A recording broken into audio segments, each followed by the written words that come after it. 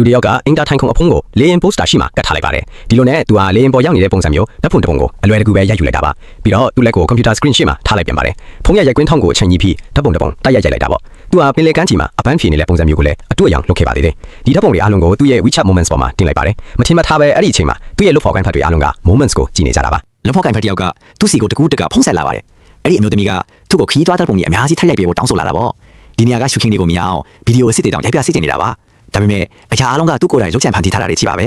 သူဘာမှလုပ်လို့မရတော့တဲ့အချိန်တွေကိုစိုက်ထွားပါတယ်ဒီလူကြီးခင်ဗျအခုသူကအစင်းမြင့်ဟိုတယ်တစ်ခုမှရောက်နေလို့ခဏတစ်ဖြုတ်အပြင်ထွက်လို့မရသေးဘူးဆိုပြီးလိန်ညာလိုက်ရပါတော့တယ်ဒါပေမဲ့ဒီစကားတွေကပဲဟိုဘက်ကလုပ်ဖော်ကိုင်ဖက်ရဲ့ဆက်စုချင်းစိတ်ကိုပို့ပြီးဆွေးပေးလိုက်တယ်လို့ဖြစ်သွားပါတယ်သူကချက်ချင်းဆိုတော့ပဲဗီဒီယိုခေါ်လိုက်ပါတော့တယ်သူ့ရဲ့လိန်ညာမှုတွေပေါ်မတော့အောင်လို့ဒီလူက TV ပေါ်ကအဖြူအောင်အဝတ်နဲ့ခေါင်းအုပ်စုပ်ကိုအလောတကြီးဖြုတ်ယူလိုက်ပါတယ်ပြီးတော့စာပွဲပေါ်မှာတိုက်ရိုက်အိတ်ချလိုက်ပြီးဟိုတယ်ကကုတင်ကြီးပေါ်မှာအိတ်နေတယ်လို့မျိုးဟန်းဆောင်လိုက်ပါတော့တယ်သူဘာလို့အပြီးမထွက်ကလဲဆိုပြီးလုပ်ဖို့ကင်ပါမလီကတိကျင်နေခဲ့တာပါဒီလူကလည်းသူနေ့လည်စားစားဖို့အနားယူနေတာပါလို့အမြန်ပဲဖြေလိုက်ပါတယ်ခရီးသွားတယ်ဆိုတာကိုပျော်ရွှင်အောင်ထားဖို့ပါပဲလို့သူကပြောလိုက်ပါသေးတယ်သူအခန်းထဲကကုတင်က10မီတာလောက်တောင်ကျဲတယ်လို့သူကလိန်ပြောလိုက်ပါသေးတယ်အန်အော်စရာကောင်းတာကအဲ့ဒီလုပ်ဖို့ကင်ပါမလီကသူ့စကားတွေကိုယုံသွားတာပါပဲအဲ့ဒီနောက်မှာတော့သူကခရီးစဉ်နဲ့စီစဉ်နေကြအောင်မေးလာပါတယ်ဒီလူကတော့စကားတွေကိုဘလုံးပထွေးနဲ့ရှောက်ပြောပြီးမကြခင်မှာပင်လေစားစားဖွဲကြီးကိုတော့စားတော့မှာပါလို့ပြောလိုက်ပါတယ်လုပ်ဖို့ကိုင်ဖက်မလေးလည်းဘာမှမတက်နိုင်ပဲဗီဒီယိုဖုန်းကိုချလိုက်ရပါတော့တယ်သူ့ရဲ့လိန်ညာမှုကိုဖုံးဖိဖို့အတွက်ဒီလူဟာစူပါမားကတ်ကိုတွားပြီးဓာတ်ပုံရိုက်ဖို့ King Crab လို့ခေါ်တဲ့ကနန်းအကြီးကြီးတစ်ကောင်ကိုဝယ်လိုက်ရပါတယ်အဲ့ဒါကသူ့ရဲ့နှစ်လစာလောက်ထိကုန်ချသွားစေခဲ့တာပါ